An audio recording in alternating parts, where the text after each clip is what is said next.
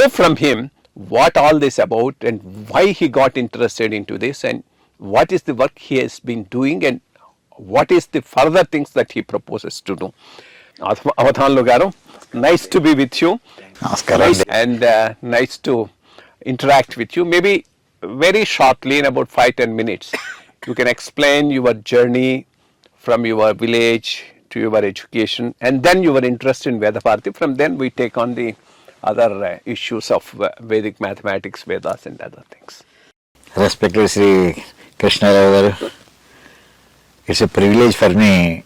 It's a blessing actually to work in this field where both the worlds, the Western world and the Eastern world, both are meeting actually.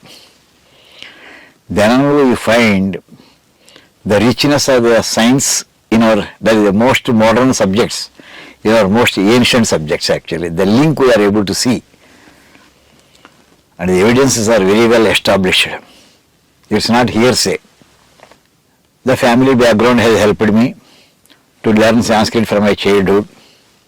And the village background also helped me to nourishing our sanskaras with respect to our culture, heritage, all these things. And a galaxy of teachers actually, they molded me, literally I should say. Starting from our science subject teachers and Sanskrit teachers and also Vedic Pandits, outstanding scholars. I had the privilege of learning from 4 Mahaupadhyayas, different subjects. Each himself is an ocean actually in their subjects. All these things have helped me in taking up this kind of activity related to preservation and propagation of Vedic knowledge. This is briefly the total work what I have been doing for the last 4 decades. It can be summarized as preservation and propagation of Vedic knowledge. I did my MSc in nuclear physics during 1967-69 period. Then I heard from my professor that there is such and such an object called as computer. First time I heard during 1968, I heard about that name. We never saw it.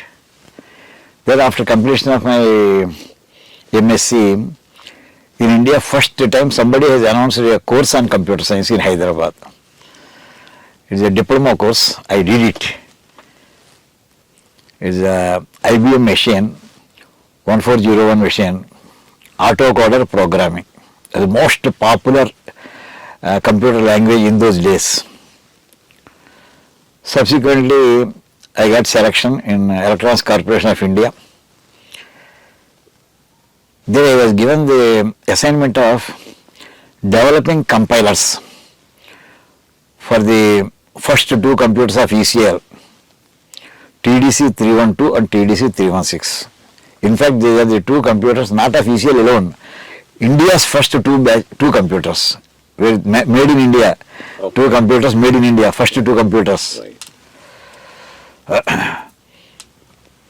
Therein actually the compiler writing is almost like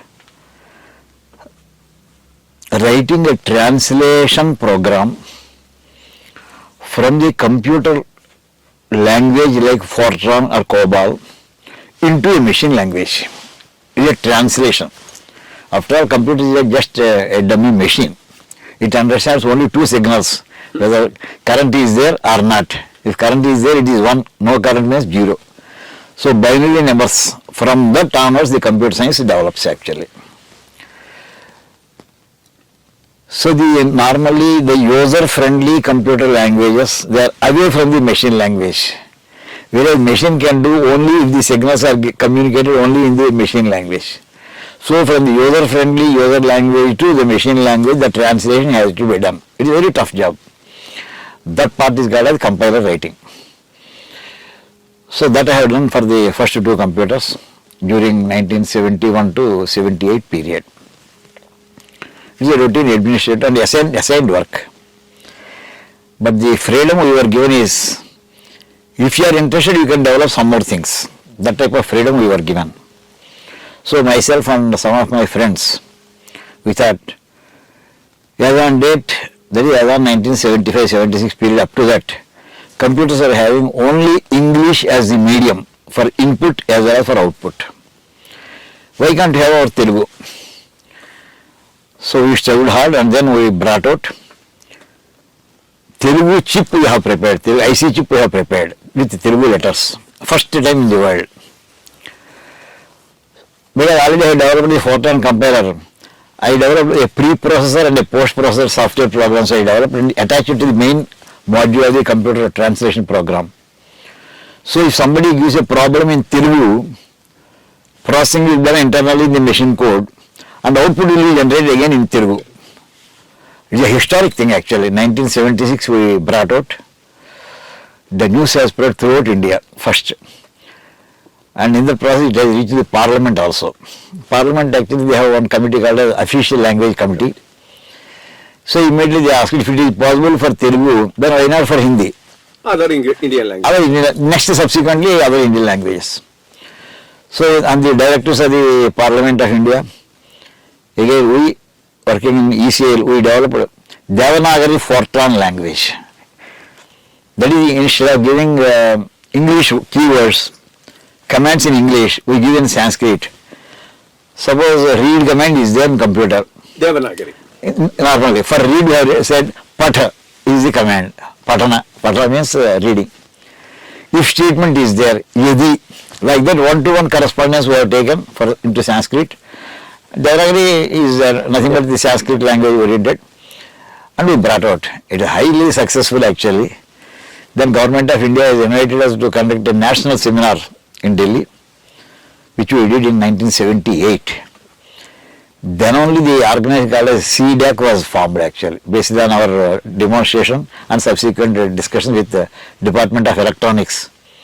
Government of India has created a public sector undertaking called as CDAC, which is entrusted with the main work of bringing all Indian languages into computer systems. It is a historic thing actually. So like that actually our small work which we started actually, it turned out to be a national project actually. That gives a lot of satisfaction. Even after 5 decades today when we look back, we feel happy.